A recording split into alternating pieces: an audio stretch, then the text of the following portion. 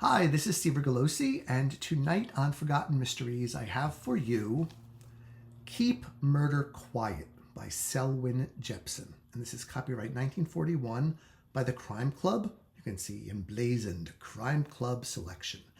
And as I've mentioned with other mystery imprints from back in the day, they use the back cover, the back jacket, to advertise other books published by that list.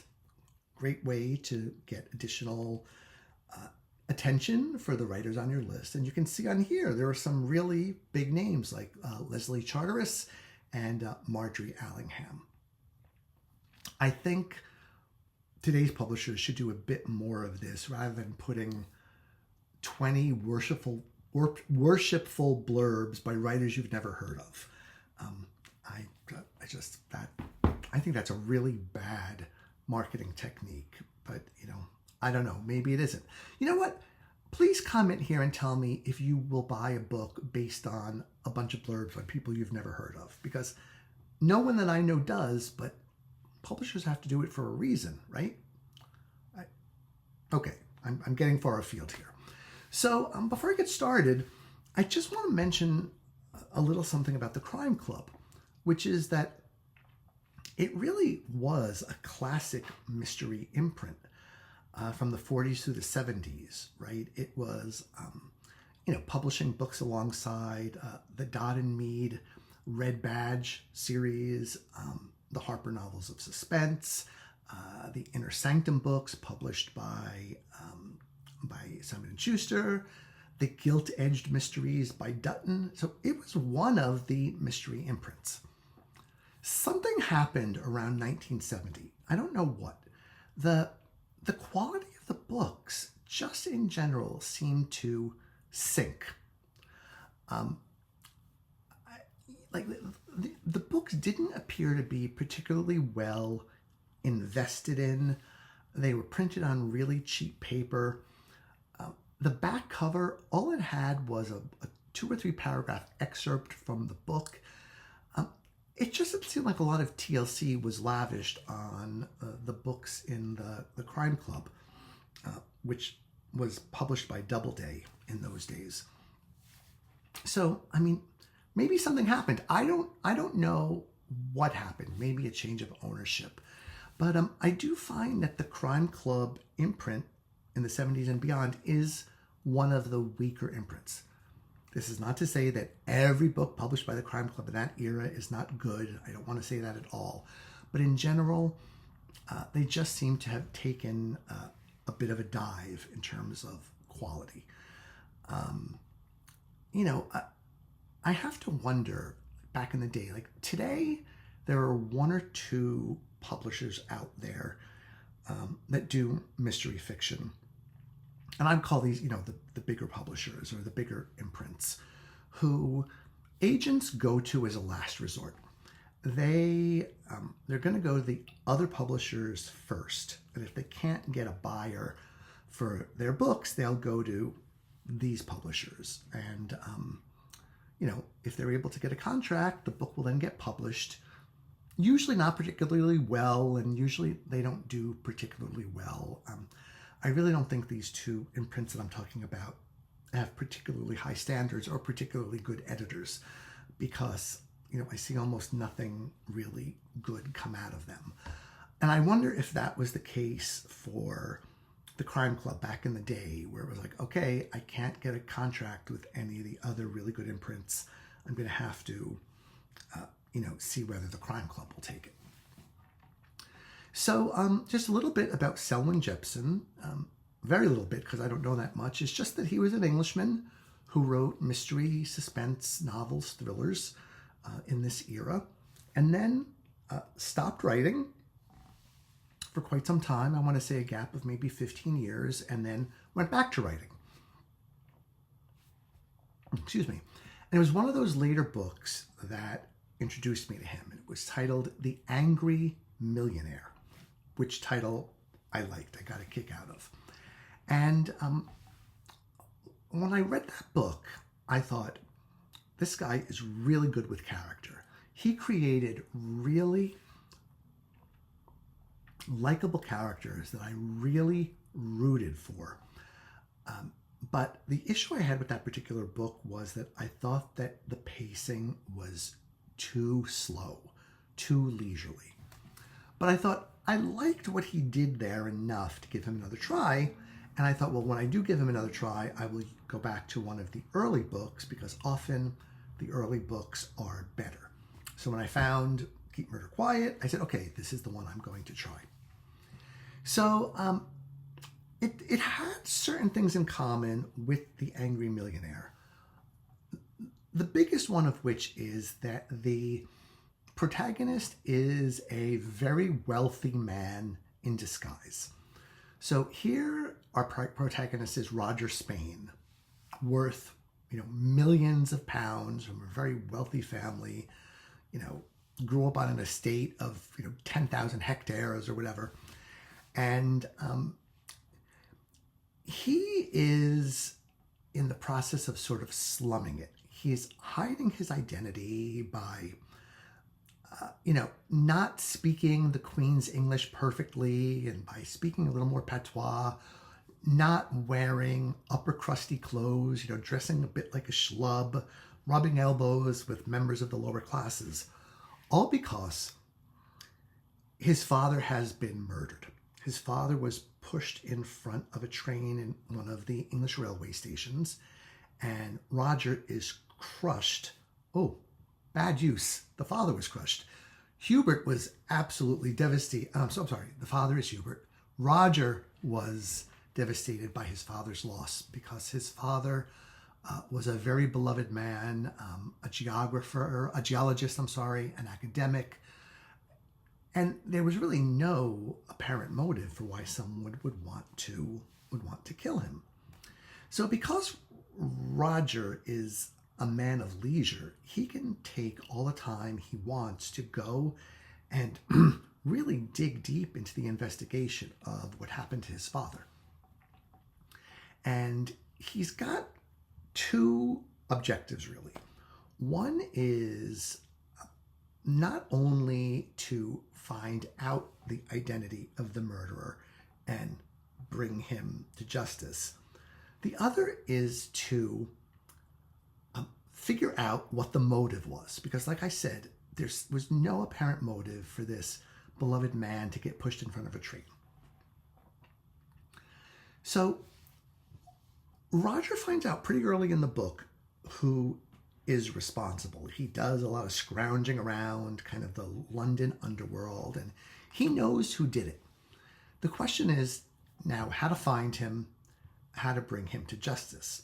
And an interesting technique that the author uses is not dissimilar to what was done in Jaws, the movie, where, how for much of the movie you don't see the shark, you just hear the noise, dun, dun, dun, dun, dun, dun, dun, dun, the music, so that when the shark, comes at you, it's a shock, a jump scare, I think is what it's called. Here, all we do is really hear about the murderer from his cronies and the people in his underworld circle, but we don't see him, so he's a source of mystery, even though we get information about him. And he really is a kingpin. He's at the bottom of a lot of really ugly crimes that happen in London, but he protects himself so well with alibis and all these other ways of just making sure his name is not connected with any of these crimes.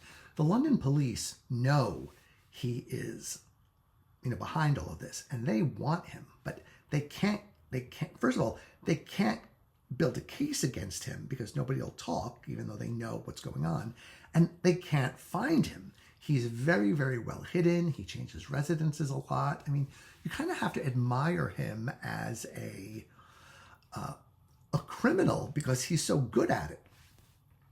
But Roger Spain is going to find him. So one or two things about Roger, I wouldn't say didn't exactly sit right with me. I didn't don't mind him, slumming it and pretending to, not be wealthy.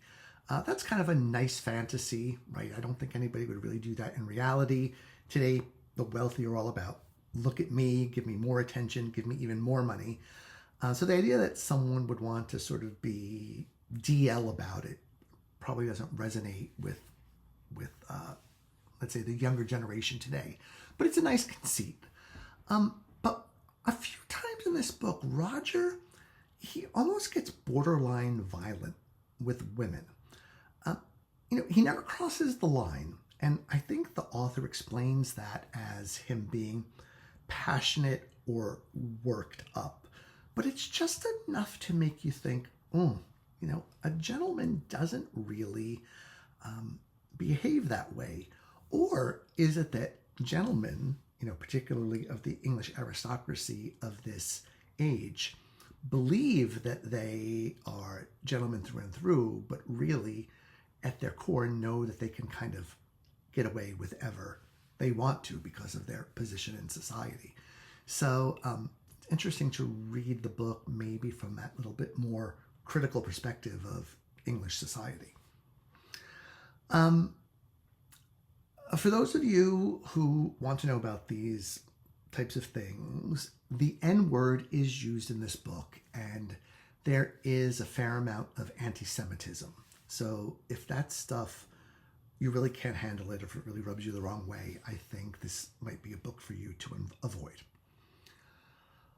My biggest issue with the book, however, as with The Angry Millionaire, is the pacing. Selwyn Jepson is in no rush to tell this story. There's a difference in my mind, at least, between a plot that is very deliberate, that takes you kind of up a staircase little by little with the tension mounting. And like Dorothy B. Hughes was very, very good at that.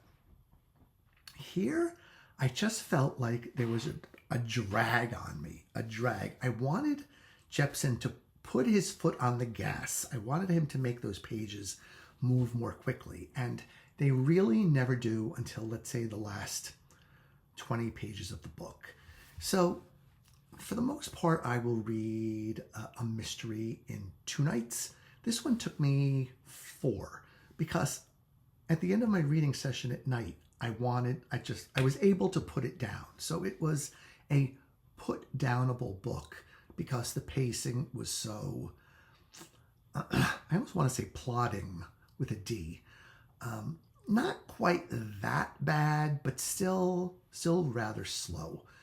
And it's kind of a shame because good information is revealed.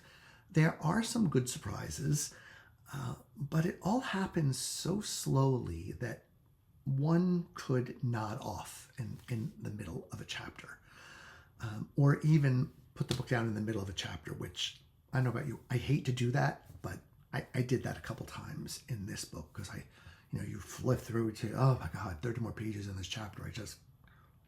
I don't have the fortitude to handle that tonight. So slow pace. All of that said, if you are a fan of the English novel, I think that there are a lot of things in here for you to like. There's that sort of loving, warts and all look at London, right? With its highlights and its lowlights. Here are the underworld, right? So in any big city, you're going to have, the cream of the crop and then the lowest of the low. And so you get to hobnob with some dirtbags.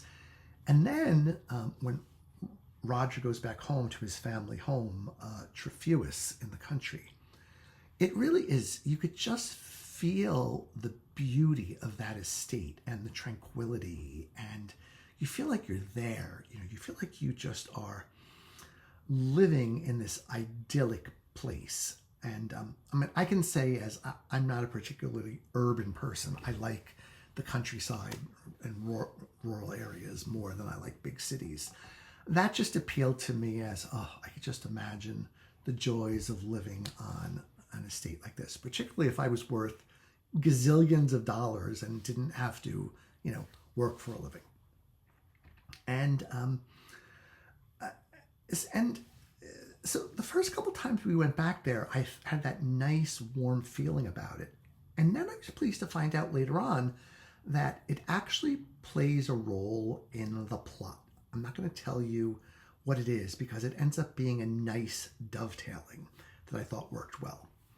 What I did not think worked well is the fact that Roger has an ex-girlfriend kind of chasing him throughout London for the first 90% of this book. And he's always like, I don't want to call her back, or, oh, she just wants me to marry her. I can't be bothered with her right now. I've got bigger fish to fry. When she finally does catch up with him, she drops the answers into his lap. She drops the answer of what the motive was and who the murderer is and basically where he can be found. So if he had just taken her call on page 10, there would have been no book. And that's something I think is kind of is cheap when, despite the fact that there's some decent deduction going on when this sort of information dump happens to you from the heavens. It's not my favorite thing, and it does happen here.